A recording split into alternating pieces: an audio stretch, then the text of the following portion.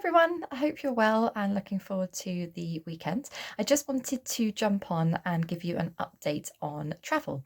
So, you may have seen that from Monday, the 17th of May, the government have now confirmed that travel is permitted from the UK. However, there are lots of requirements to consider, so I just wanted to give you an overview, a brief on what that does mean for booking holidays in the future. So, it is important to remember that this new traffic light system is only for inbound travel to the UK. It doesn't represent a list of countries that we can now travel to. Outbound travel is still going to be guided by the FCDO advice.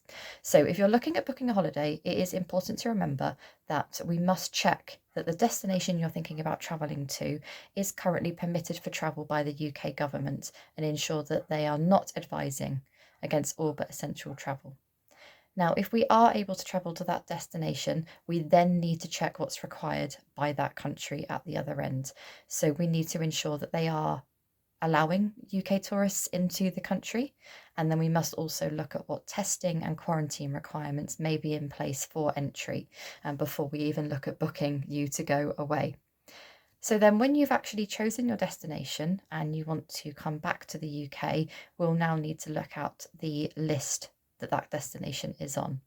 Now, it must be on the green or amber. There is no permitted travel to a red country. I certainly wouldn't want you to be having to pay the £1,750 per person to quarantine before you even get back to your house. It's not much of a holiday, spending 10 days in isolation at the airport hotel. So you can travel to green and you can travel to amber countries.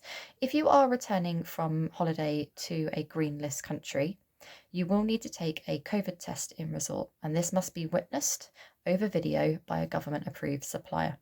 Then, when you return to the UK, you will also need to take another COVID PCR test on or by day 2 of your return. However, no isolation will be required if all tests come back negative. Now, you can travel to an amber country. Again, after we've checked if we are permitted to travel and the UK government is allowing us there and the country of choice is allowing us in. Now, when you do return from that amber destination, again, you will need to take a test in resort before you come home. And that's 72 hours prior to departure, witnessed on video by a government approved supplier.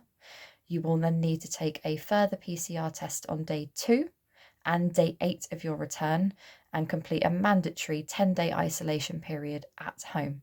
Now, all of this testing is available by government approved suppliers, and we at Travel Counsellors are working with approved suppliers to ensure that we can do that at a relatively better cost than you would find by going direct on the market. So all of those requirements I can discuss with you, and I can recommend some approved suppliers.